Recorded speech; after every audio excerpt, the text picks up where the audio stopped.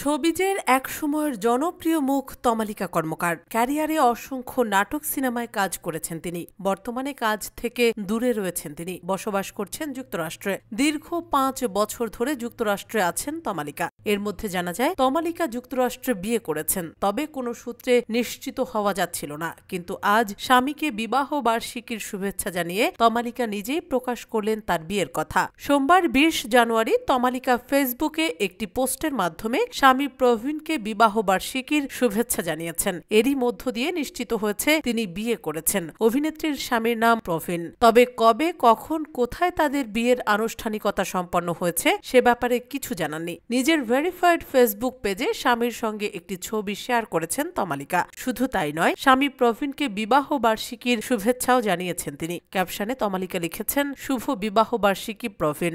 অভিনেত্রীর বিয়ের খবর প্রকাশ্যে আসার পর বিনোদন অঙ্গনের অনেকেই শুভকামনা জানিয়েছেন। জানা গেছে তমালিকা ও প্রবীণের বিয়ে অনেক দিন আগে হয়েছে। তমালিকার খুব কাছের মানুষেরা বিয়ের খবরটি জানতেন, তবে দুজনের কেউই বিয়ের খবরটি কাউকে আনুষ্ঠানিকভাবে জানাতে চাননি। যুক্তরাষ্ট্রে যাওয়ার পর তমালিকার সঙ্গে প্রবীণের পরিচয়। এরপর তারা দুজন প্রেমের সম্পর্কে জড়ান, তারপর বিয়ের সিদ্ধান্ত নেন।